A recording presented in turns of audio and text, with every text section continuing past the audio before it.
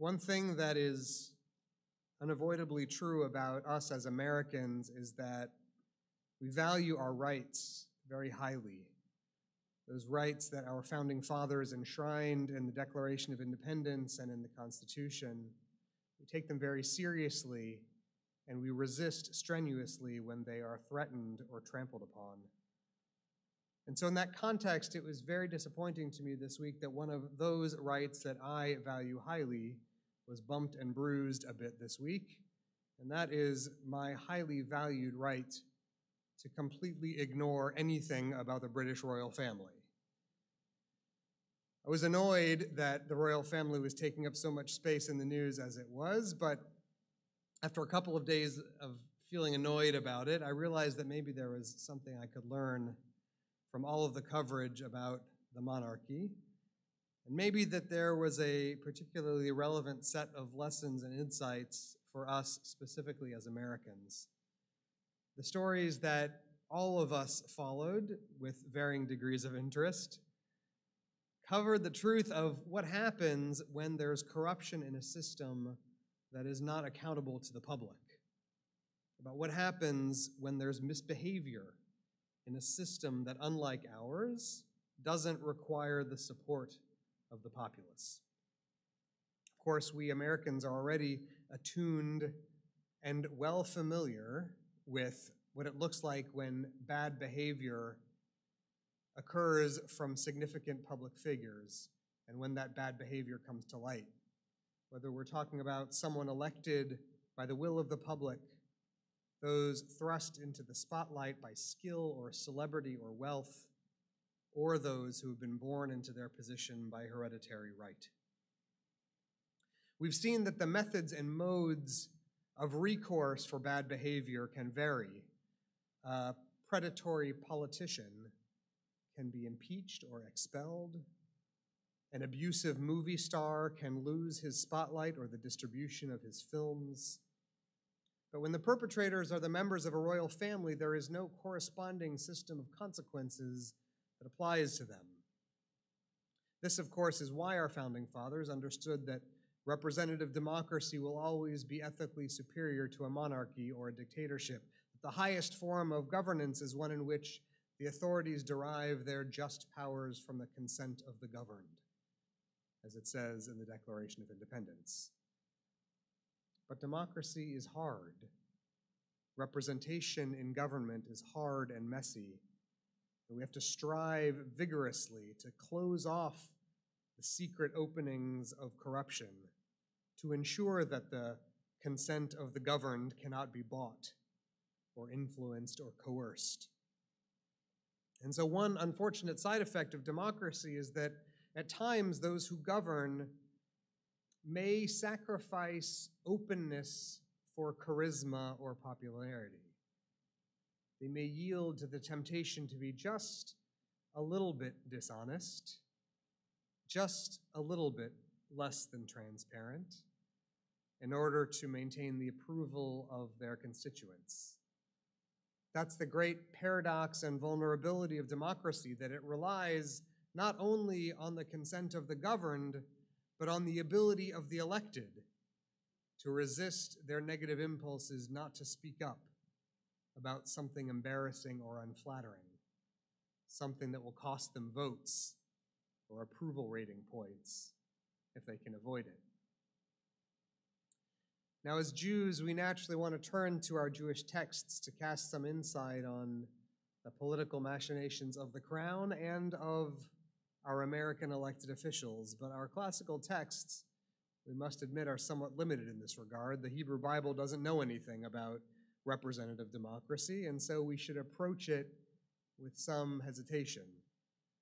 There are plenty of kings and queens in the Bible, but there are no senators or governors or presidents or voting booths. But there is Moses. And so I want to tell you a story tonight about Moses that appears in this week's Torah portion.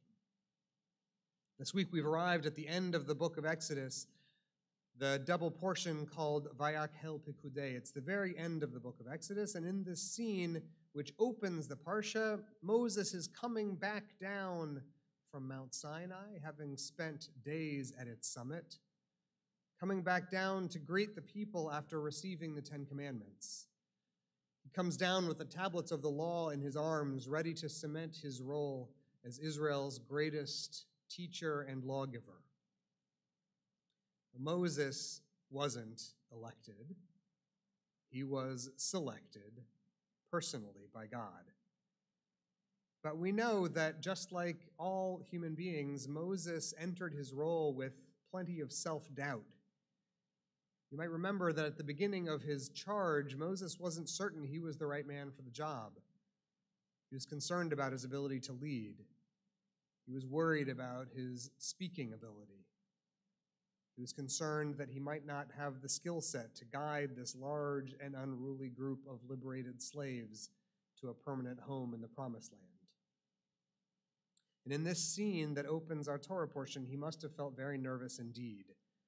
He's just come back from his face-to-face encounter with God, a time of such spiritual transcendence that he must have been elevated above all of our normal mortal modes of behavior. But instead, something very different happened. You may remember that during his absence, the Israelites created the golden calf while Moses was gone from them at the top of the mountain. And when he came down to see the golden idol, Moses was possessed by his baser instinct and thrown into a primal rage. He lost his temper, he lost his mature demeanor, and had a temper tantrum, throwing the tablets of the law to the ground and smashing them into pieces. And now, when we see him again, Moses is descending the mountain, carrying those broken fragments with him, the very evidence of his inability to control himself, the evidence of his unfitness for mature leadership. He must have been terribly humiliated, terribly frightened, and terribly concerned about what to say to the people he was meant to lead. And he must have imagined, if only for a moment, that it would have been much easier just to hide those broken tablets somehow, to conceal them and lie to the people about what happened so that they could all make their way to the Promised Land without further incident. Maybe he thought about creeping down the mountain in the darkness of night to try to escape with that lapse of judgment undetected. But that's not what he did. Our portion begins with Moses coming down and pausing to convene the entire community together. Vayakhel Moshe et kol adat bnei Yisrael, the Hebrew says. Moses gathered the entire Israelite community. We're told that the Torah words it this way because Moses made a deliberate point of gathering everyone, not just those who normally led the people or who carried out God's instructions, everyone, men and women and children, even the infants were gathered together. And Moses wanted them all together because he wanted all of them to know about the broken tablets. He wanted all of them to know about his anger and about the fact that he had lost his composure. Because Moses knew that if he was to continue leading the people in good conscience, he couldn't do it unless the entire people knew him fully, and conversely, unless he could know them as well, all of them together. He knew in his day, and we know in ours, that any system which relies on the voice of the public for its healthy and successful function requires hard work to hear everyone's voice. That is what generates the sunlight that disinfects corruption and secrecy and misbehavior. The informed response generated from all of a leader's constituents provides the ethical counterweight to his obligation to serve on their behalf. Now, I bring this up, this counterweighted balance between the leader's leadership and the constituents' voices, because I have the opportunity this evening to share some good news with you. And good news is a commodity that is always in high demand these days. Several months ago, as we were moving from the high holidays toward the end of the calendar year, I told you about the work of our social justice core team and about its project called EE Votes, which was designed to get more members of our congregation registered to vote and to get more of those who are registered to the polls in November. And now, all of the data from the county's voter database has been tabulated and certified, and I want you to know how well we did. Looking at the numbers and comparing them to the past, there was an 18-point jump, a beautifully Jewish number, an 18-point jump which corresponds to a 35% increase in the number of Emanu members who made their way to the polls last election compared to this one. We outpaced the whole of Harris County, which was especially impressive in a year that saw such massive turnout across our state and across the nation. Members of this congregation across the continuum of political belief made their way to the voting booths to have their voices heard and to provide our critical part of the covenant of accountability between politicians and the citizens they serve.